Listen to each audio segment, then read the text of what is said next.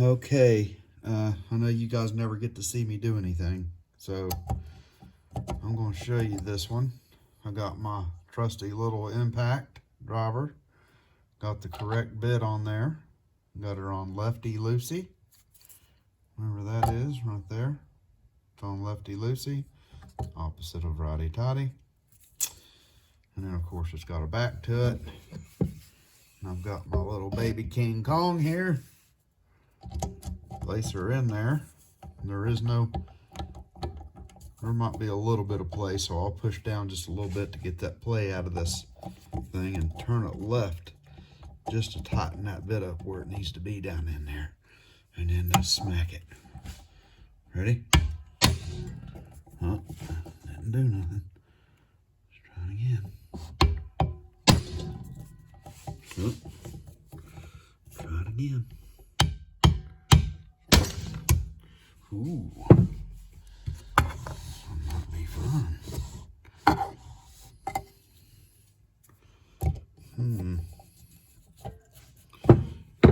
Pretty sure this is righty tighty lefty loosey. I hope this is righty tighty lefty loosey.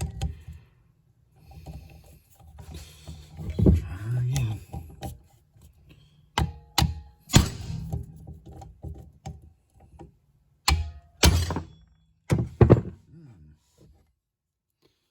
I can't tell if it's a move or not. Let's make us a little mark here. Make sure our bit's not turning that bit. Do it again. Ah, boy, look at there, she come loose. All right, let's do that 3 more times. Yeah, I just needed to do that 2 more times, not 3 more. All right, but I got them. All 3 are out. I actually broke. So as you can see, when I was talking about my bits turning a while ago, that's what I meant. You can see it there. It's a little whopper jawed in there. And this is the new one. This is Craftsman, so had a lifetime warranty. I broke the other one on the last one, this one, which is probably still hot. I went to Lowe's and they gave me a whole new set, and I hit it, smacked it a couple times. I actually tried to use the 1 bit size down. You know, you get a couple bits with this impact driver. I tried to use this bit after I broke the big one, and this one's even smaller than that one. So it pretty much broke it too. Anyway, I went to Lowe's and they gave me a whole brand new set. And I took me some propane and took the fire to it. Sorry I ran out of video there. But yes, we took us some propane. And it was this one here. I heated it up real good. And finally, this thing brung her out of there. Here's the bolts here. This is the one I heated. That's probably Loctite on there that you see. See, these other ones I didn't heat, and they don't, you can still see a little bit of something on them, but nothing like the one that I heated there. But I'm going to say they used something. 1965, I don't know exactly what, but I'd say it was something.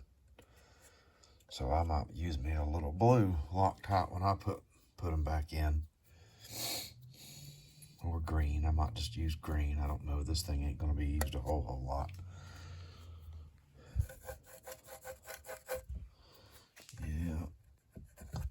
Yeah.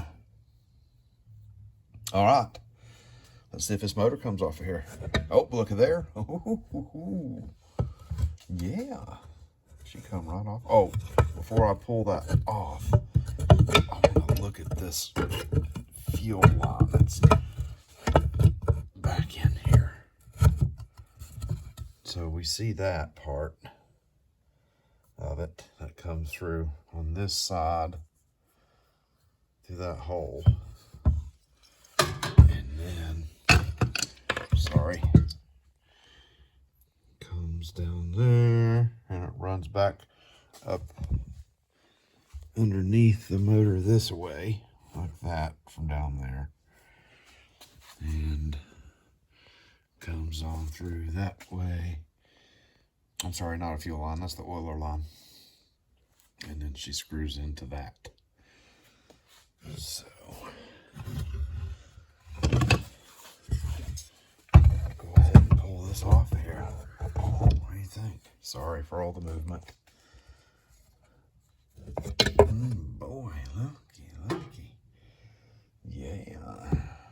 Now, like I was saying, I'm not taking this apart. Let me check my play here. Yeah, there ain't no play.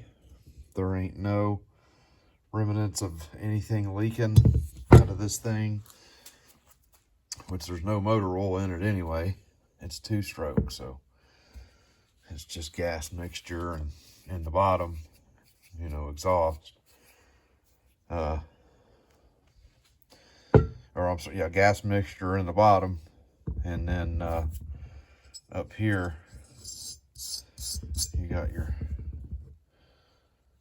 there's 3 holes. You got your pull or suck, whatever you want to call it. And up here's your spark. Got to have a hole for your spark. And then your exhaust. Everything else is tight. So when I clean that, I'll plug all 3 of them holes.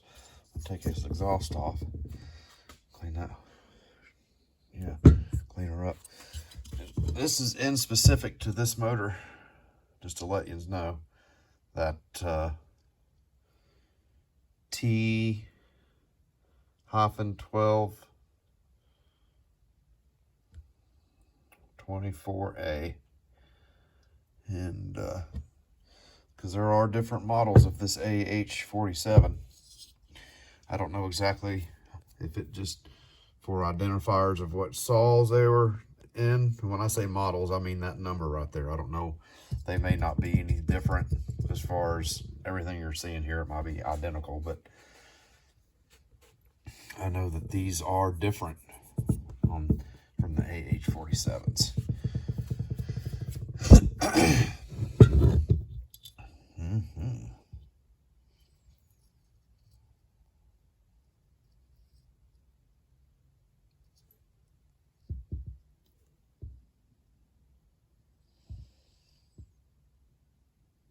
Is that a hole in the top of that piston?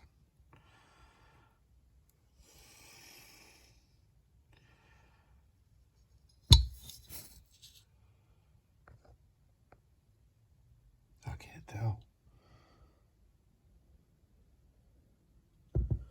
I don't know if that is or not. Anyway, I'll have to definitely check that. I might be taking this motor apart. That's a hole. Anyway, we got them separated. I am to the point to where now I'm going to take soap and water to pretty much everything. Everybody's probably thinking, what? Soap and water? Yes. Dawn does miracles on grease. And you don't get all that solvent and gas and chemicals all over you and everywhere. Take a little scrubby and but what we're going to do next is this. Where's that? Over here. I'm going to get this bar and I'm going to clean that bar and that chain. I'm going to have that bar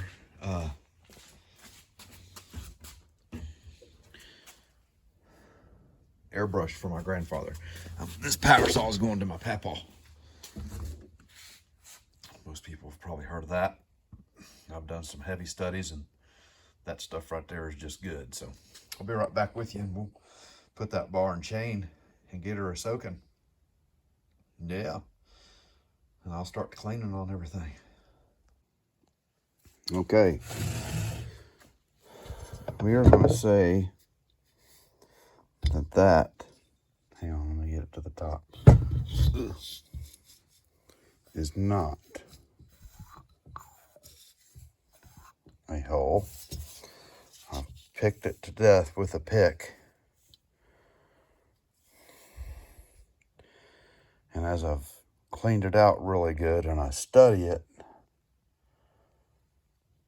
it looks like it was a mold, which I don't understand why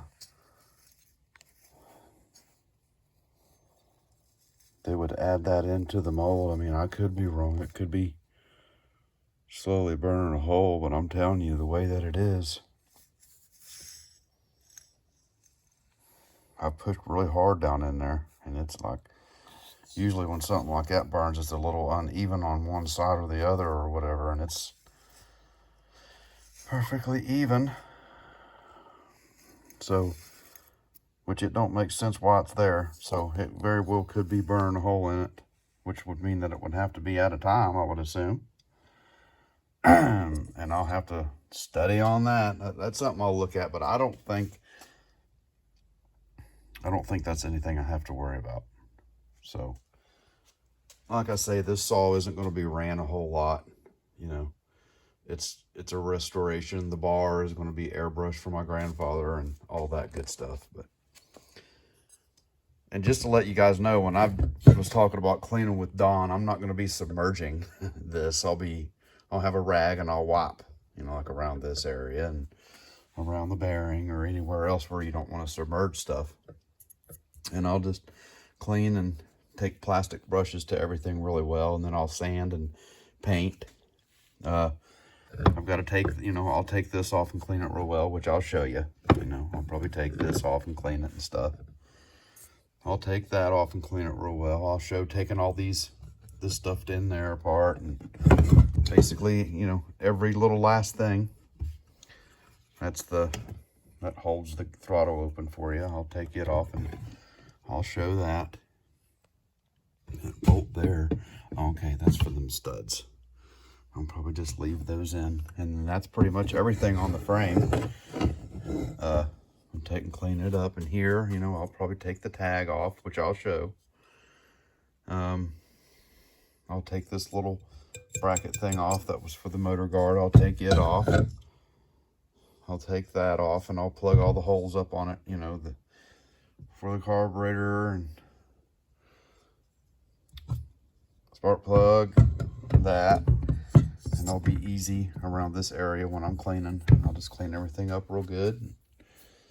Oh, here's some more numbers on this motor, just in case for some reason somebody wants to see these. 1010-49.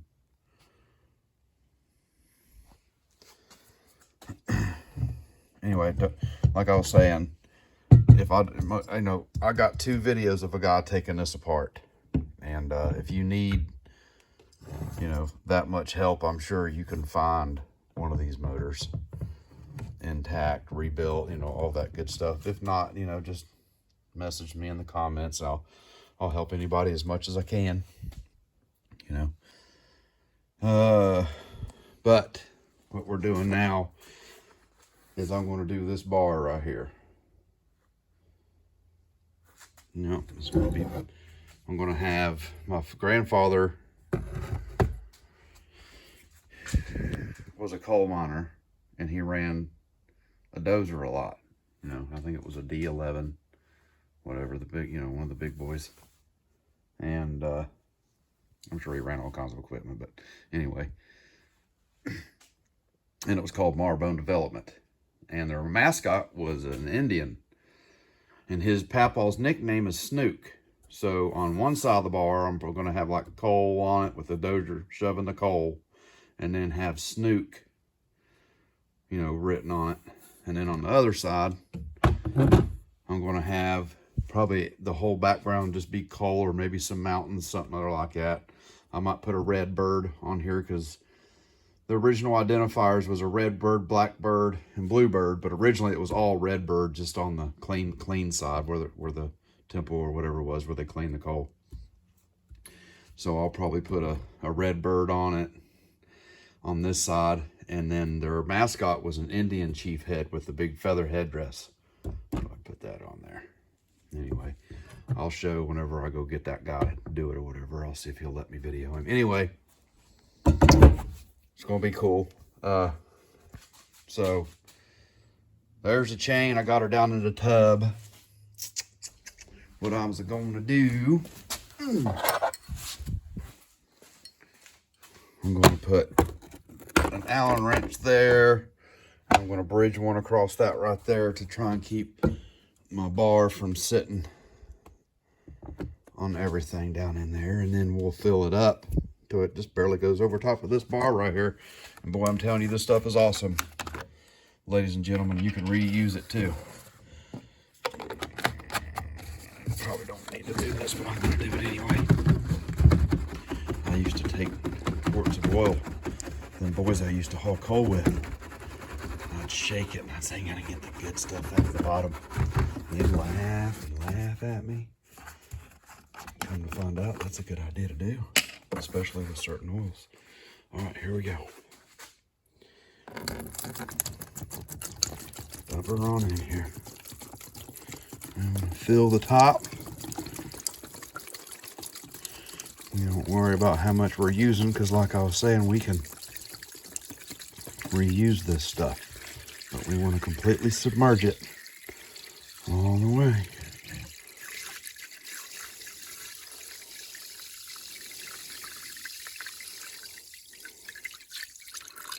And that right there would do it perfect. That was just right. It is all under. She is under. So we'll let that sit, I don't know, a couple days, a week, whatever it takes. I'll video it whenever I go plundering in it and stuff and do updates on it and see how it's coming along. And we'll get that bad boy in the shop. I got a guy here where I'm at. I got to get a hold of him though, see if he'll do it for me. If not, there's a million of them in the States. I'll just mail it and have somebody do it. But I'm going to sign off for now. Hope you guys are enjoying this, and hopefully this is helping somebody. Like I was saying, this is the first breakdown and restoration of this style of David Bradley that I could find, and I've searched hard. So hopefully this is really making somebody happy. I'll see you here soon. Okay, it's the next day, and this thing is already looking amazing. Very surprised that much come off of there. This stuff really works. First time I've ever used it, so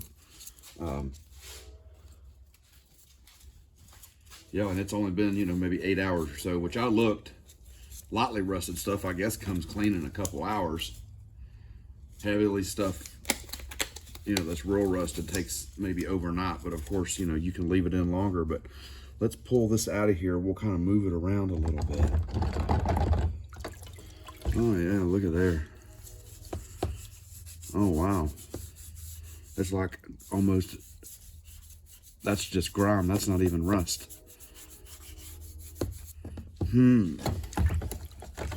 Let me, I'll rinse out all that off in there. Let me take a rag to this. See how she looks here. Oh wow, look. Oh, I'm getting it in the evapor rust. I'm trying to work with the camera here and show you guys. You can read the lettering on it now where it says David Bradley, which is what I was hoping it would do.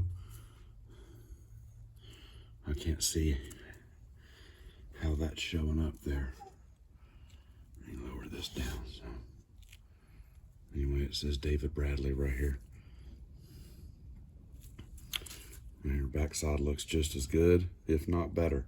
So I'm going to wipe this off really well with this rag here in just a second. I'm not going to cut the video off, but I'm going to wipe all this off, and I'm going to put it back down in there, and I'm going to flip it over while I'm at work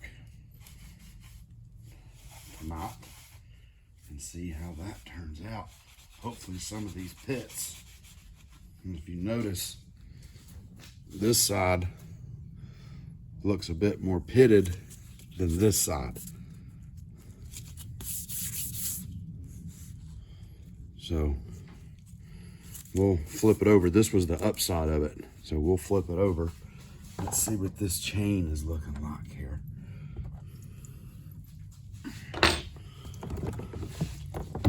Oh yeah, that's much better.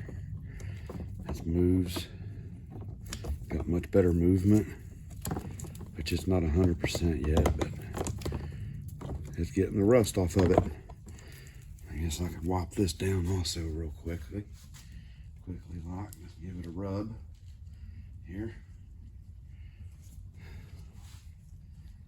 So, okay, got the chain back down in there. Sorry for that glare of that light, but she's in there soaking. This bar real quick while I got it here.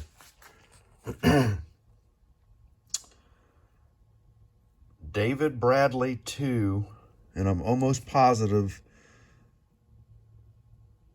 that that next set of numbers is 1260. It's so hard to get that. I'm trying my hardest. And then that last set is 925H as in Henry. I know it kind of looks like a 4, but I'm pretty sure that it's an H. So it's David Bradley space big 2 space, then the lettering gets smaller, 1260. I believe that's a 0. And then space, and then the lettering gets bigger again, 925, and then H is in Henry. Also, while I got it here, I'll measure this thing. So from one end to the other, like from all the way at that end, you see where I'm starting, to here is 22. But if I start about right in here where the bar first starts appearing, after when it's attached to the saw, the measurement is approximately 18. So I know there's been, you know, I forget exactly how to measure a bar, but at 18, I've got it right here, starting at that piece right there is where I'm measuring it from, and that registers as 18. And if I measure the whole bar, starting from there, hits at 22. Anyway, we're gonna try and get that. You know, this side is a lot different. Look, that light's bring a lot of it out, but we're going to try and get this heavy stuff off of this side, so we're going to lay it down in here this way.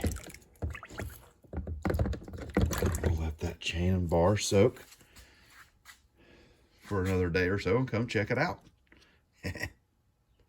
See you in a little bit. Okay, ladies and gentlemen, it is the next morning. This is going to be the final time I do this. I'm going to grab it out of here. Oh yeah, there's no more rust on that. All that is, it's not really pitting. I can run my fingernail across it and feel nothing, but I'll take maybe some triple zero steel wool or something than that, and that'll be just fine to get a smooth surface to paint on. This stuff is so awesome. This Evapo Rust, look, it's not even pulling off the paint, but it kills the rust. Something else. Here's the chain. We'll get the chain out of here too. Put this lid back on the box. I'm gonna wipe her down here.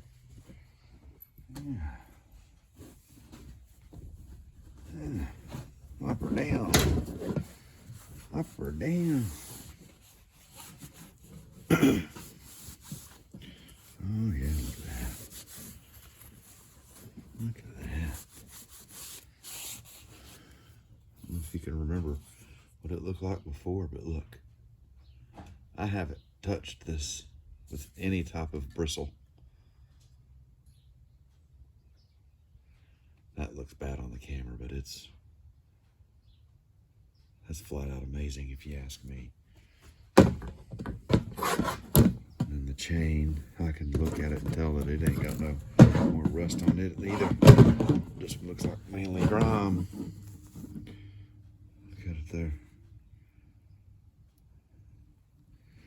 Yep, she's all loosened up in all directions. See how much teeth that thing's got left on it. Oh, it's got all kind of teeth on it.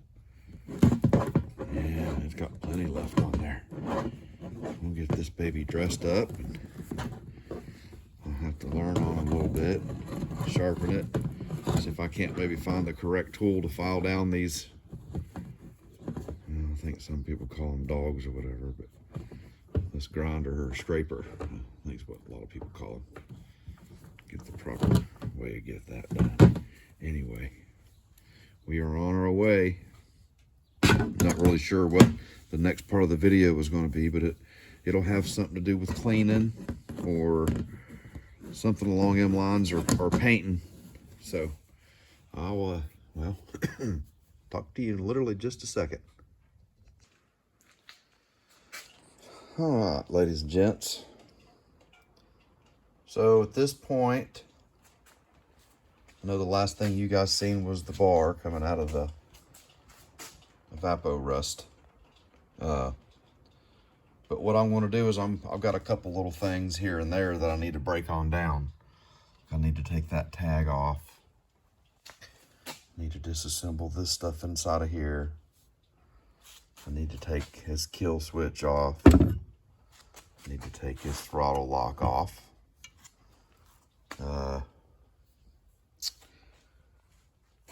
need to remove this fitting off of the frame here. Oh, and I don't know if I had discussed with you guys with this is a bearing right here, which you know that it's a bearing, but I was saying that the identifying numbers, the last time I was talking about them, but the identifying numbers I'm almost positive is right here where I'm rubbing my finger. And when I go to clean that up, I'll see if we can't get the numbers off of that, because on the back side of that is it's a bearing, and that bearing might be part of that plate.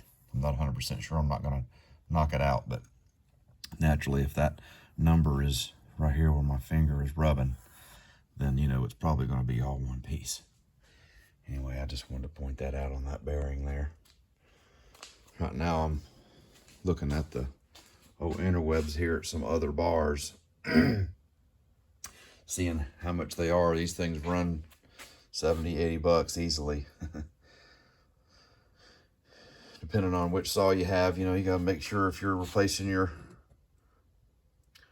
bar, you got to make sure that, you know, things are going to line up. These holes down here and this, that, and the other, depending on your saw. So, like my saw, I got a smaller hole here, and I have this set up down here for the holes on this specific saw. And I'm assuming that this bar is original to the saw that I have, but you know, I'm not 100% sure. But anyway, just trying to give you some tips for when you're doing your bar. You know, naturally you want to make sure it fits and that in your chain rides on your sprocket correctly. You'll know it if it don't, anyway. But I guess the first thing, and I wanted to let you guys know too, I know when you guys take things apart, like me right now, I've videoed everything, so I know I can go back and see where all my bolts and stuff are. But when I take things apart, like, you know, the 3 engine mount bolts, I'll run them back in there and I'll leave them there. And I do that with a lot of bolts. You know, those I got set with that, those I got set with that, and so on and so forth. So when you guys are taking disassembling your stuff, can, you know, get you a pattern. Even though I'm showing every little last thing, it's still nice to, you know, your setup might be a little bit different than mine. You know, your saw might be a little different or something. Or, you know, whatever the case is, it's always a good thing to keep track of your screws, you know, take pictures, short videos, or whatever it is, because when you work on stuff, you think, oh, I'll remember that. And then you're down for a week, or, you know, however long it is, when you come back to it, you're like, uh-oh, I'm in trouble. So it's worth it.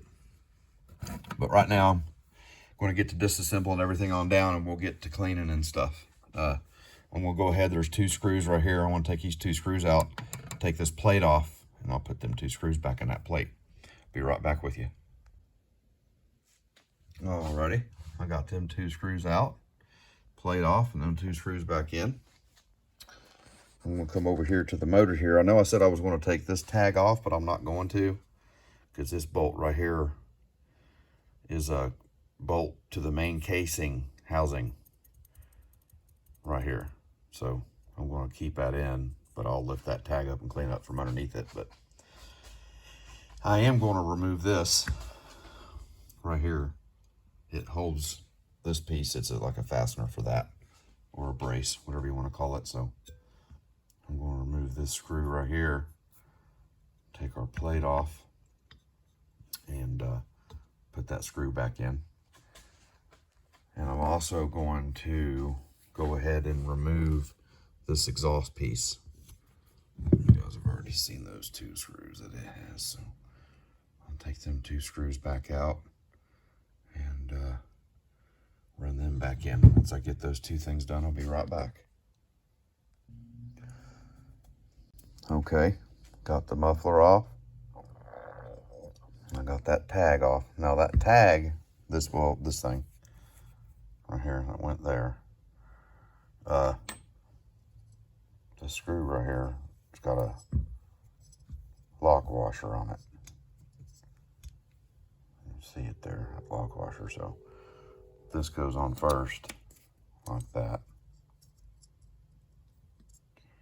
Then your screw goes in with your lock washer on like that. Screws in that way. Got that. We're gonna screw back in there so we don't lose it. And I got the exhaust off. There were no lock washers for me or anything. I just took it off, took the exhaust off. This gasket right here is still good for me, so I'm gonna replace it. Guys, want to make sure, I want to kind of mention that to you, which I will. I'll put a little short thing in front of the video about restoring this stuff. Every situation is going to be different. You know, I'm very lucky with this saw. So yours, when you get yours, you can get all kinds of different parts that you need, and you're just a complete nightmare to find. But you got to remember, you know, you can make gaskets on your own. You just got to remember, you know, for the application like this will be an exhaust. You know, you wouldn't want to use like a piece of rubber that you would use on like a valve gasket or something to make this gasket. You'd have to use something that would hold up for that. So anyway, doing stuff like this, you got to be careful before you dig into it and start tearing apart and everything. It's best to find out if you can see, you know, why it's not running, if the saw's not running and all that stuff, and if you're going to be able to get the parts. And anyway, I'm sure you understand all that. Well, maybe not everybody. That's why I'm explaining it. So, but I also went ahead and put this spark plug in. That way we don't get water in our cylinder that way. Here in a minute, or eventually sometime, I'll cover up everything. Masking tape, I'll clean around it real good and then mask it. Clean around this and I'll mask that so it don't go in and water don't get in there, and I'll do it over here and definitely on the bottom. Definitely on the bottom. And I think I said something too about you guys make sure you check your reeds, stuff like that. You want your attention on your reeds. There's all kinds of videos on the internet with that, but like I said, there's a video that I'm going to post where a guy does the entire motor. So if you got any questions, just let me know. Let's see, what am I going to take off next? Next, I'll go ahead and remove this right here. So there's a screw, a big screw right here. I'm just going to screw that all the way out. See exactly how that leaves us. It should, when you see it, the screw runs into that piece right here. I don't know if that piece will come out or not. This piece right here looks like it's drove in, so I may have to remove that to get this piece to slide all the way out that way. We'll just have to see here in a second. And I'll also go ahead and take this off of here too. Be right back with you. Okay, so I'm not going to take this out. If you need to take it out, there's a little pin right here that runs through a dowel pin. You know, it's a smaller version of this pin right here. See that? Hang on a second. I'm going to be a little jittery. I'm sorry.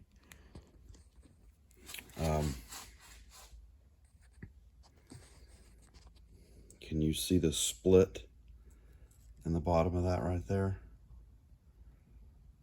See that split? It runs all the way through that, and that's a dowel pin is what I call it. I'm sure there's a more technical term for it, but a lot of things use that, you know, to piece things together with. They, you know, kind of like spread out before you put them in, and you kind of squitch them together and you knock them in, and they, you know, naturally press out against, and people use them for keepers and fasteners and stuff, where there's a real tiny one right here. And if you look on the back side, you'll see this little tiny hole right here. So you get a specific tool, basically something, I'm going to switch to this one to give you an example, something that rides right on the edge of this. Hang on, sorry, this is really hard to do with what I'm trying to get focused here to see. Right on the edge of where I'm pointing at. That tool rides right on the edge. And you knock it through, you know. So to remove all this, what you would do first is you would knock this out with your tool. You know, naturally, I don't have anything that small. I mean, you could probably take something and remove that, but I don't have any other dowels on me, and I don't have to take that out. I can just clean it and re-grease it. But I want to show you guys, in case you have to, you know, take something and knock this out with. Naturally, make sure you got something that you know is not going to ruin the pin, or if you think you're going to ruin the pin, you can get another one. And also, you might want to watch some videos on knocking those out, what tools to use and how to do it. But when you knock that out, if you can see up in there, can you see up in there, right there where I'm I don't know if you can see that or not, but I'm tapping that right there. That's that dowel pin. Well, that dowel pin runs through right here, and it's keeping this screw from coming out. So, you know, when I push this back and forth like I'm doing there, it's not letting it come out. That pin up in there's got it held. That pin up in there because of that dowel pin. So once you remove that, take that out. Hang on, sorry, right there. Once you remove that, you can then push this. There's another hole that goes to the frame. In the hole there, and if I can get it to where it shows through, not really, I'll show you on the back side. There's another hole right here. It goes all the way through, you just can't see. Anyway, here, I'll stick my thing through it.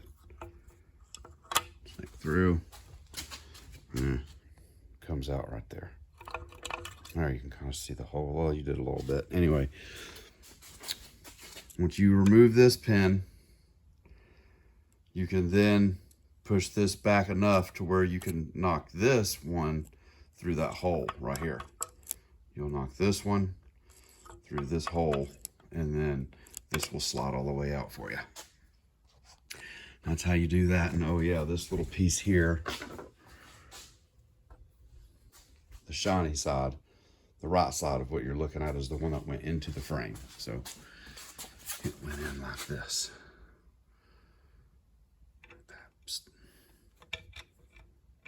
Right in there when I took that out. So that the one on the right side, it's a little bit more thread. So that went into the frame like that. That's that. Next thing I'm going to remove is the kill switch and this thing right here. I'll do the kill switch first because it can be kind of tricky, I guess, maybe, I don't know. We got, looks like 2 flat heads over here and then 2 nuts on this side. So we'll take that off, and I'll show you how the screws go on all that and everything when I get it off of there. Be right back with you. All right, I got the kill switch off of it. There's no washers or anything. It's just the 2 bolts on the 2 nuts. So you're on this side of the saw. You just take these 2 nuts off of the bolts. You know, naturally the bolts run through on that side. And after you take the nuts off, you make sure the on is facing towards you. And then, you know, when those bolts or the nuts are off, you just put it on like that. Then you put your 2 nuts on. I'm sorry, yeah, take the nuts off the bolts. Then you put it on this way, and then you just put your nuts back on there.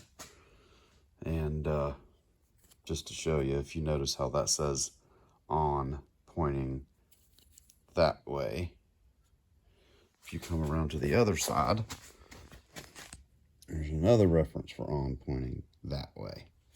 So just make it a little easier. That bottom bolt there, or nut, I'm sorry, that nut closest to the frame was a little loose. I just took this top nut off, took me a rag and a pair of pliers and held onto it and tightened it down just a little bit. You don't want to over tighten it. It just keeps it connected in there. But check this out on the back of it though. Well, you don't see markings like that on stuff anymore. Valparaiso, Indiana, USA. McGill Manufacturing Company. And it's got a patent there. And also a number 73. I don't know if that's some kind of special electronic mark. But it's 73, and then that symbol, hyphen or whatever it is, and then 2. Ignition switch. And over here it just says on. It's got the company name there at the tip of it. McGill, whatever it is. Pretty cool. Yeah, so now what we're going to do next is take this throttle lock off, and that'll pretty much be everything. We'll be moving on from there. Everything's pretty much broken down from that point. So, and I don't think this has a washer either. I think it's just this nut comes off of that bolt on that side, and that's it. But we'll make for sure. Be right back. Okay, so I want to show you here real quick. What you do is you take that nut off the back of it right here, and then after you do that, you can take your screwdriver. Sorry, this is probably going to be shaky. But you take your screwdriver and you just screw that out. And that's it. That's how you get that off of there. Just wanted to show you real quick. When you are unscrewing that, you're going to find this little flake washer or pressure washer, whatever you want to call it. It's the, when you screw this screw in, it pushes up against this and it helps it all stay taut in there. That way, you know, your throttle lock will have some resistance to it, so it'll hold your throttle in for you. But I just wanted to point that out. When you're taking that off, you're going to have that right there where you see it. Alrighty. So that little flutter that you're hearing, that's the pilot light on my heater here in the garage. So I've got everything broke down as far as I'm going to be breaking everything down. This is everything that you know, everything you see here is pretty much the entire saw. Just got to clean it, paint it, do everything that I'm going to do to it and put it back together. You know, naturally this ain't broken down all the way, but got a video for that. That's not broken down completely, but you know, that's the starter. Anybody doing a chainsaw, there is an abundance amount of videos on starters. Yes, this one is a little bit unique. I'll get back to that here in just a second. Carburetor is not in a million pieces. That's a new carburetor. I'll get to that here in just a second. This isn't completely broken down. We already went over that. We found the pin in there. You know, naturally that shaft would just push away from the camera and the wheel would come off, but there's no bearing there. This is broken, but I found what I'm going to repair that. Actually, everything, any and everything problems that I had with this saw, I have a solution for. So this saw is going to be good. This here is broken down. It's about as far as it's going to get, other than that metal grate coming off of there. Obviously, that's not broken down into every last little bitty piece. So that is this is also a new piece. We'll get to that here in just a second.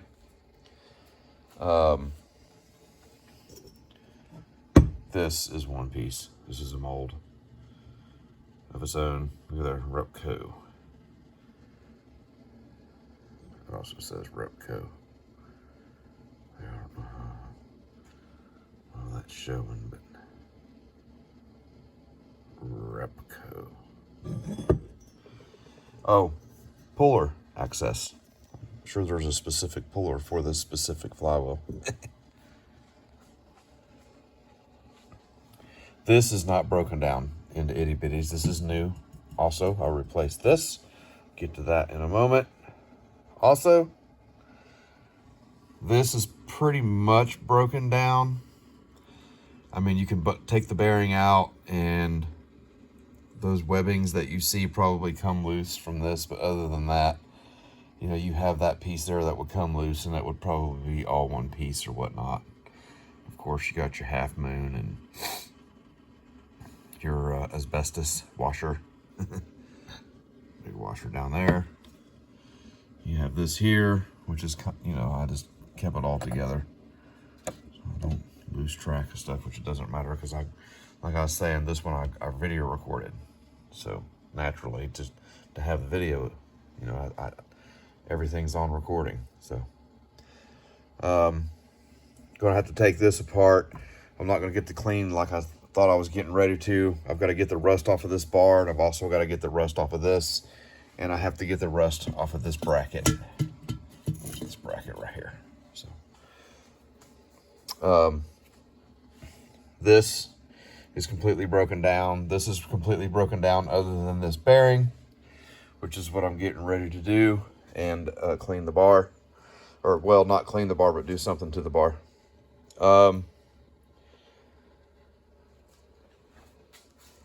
That's it.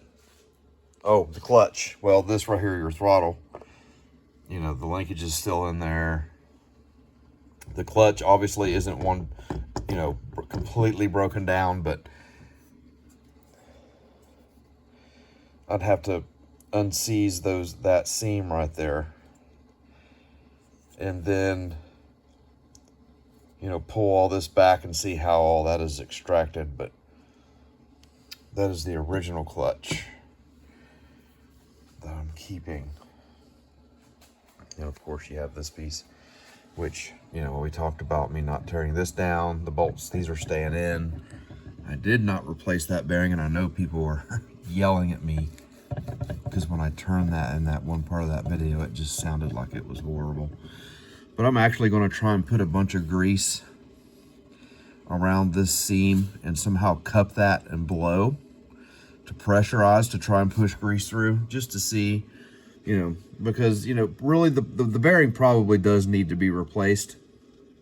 But then again, it is in that position to where that's actually not true. You know, that bearing is okay.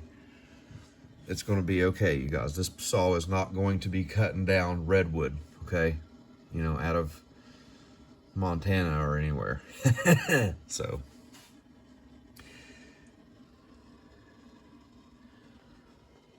everything's broke down.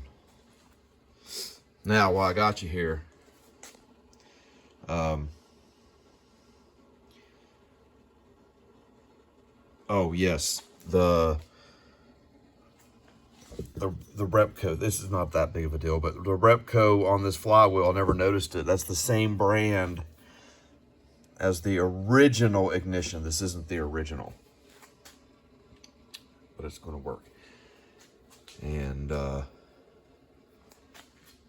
going to be also adding to the video this carburetor being rebuilt right now. Obviously, I haven't done that yet, so but this is a new one. I have the old one. Anyway, let me kind of make sense of all this. I'm going to go ahead and end this this take here, and then I'm going to start a new take.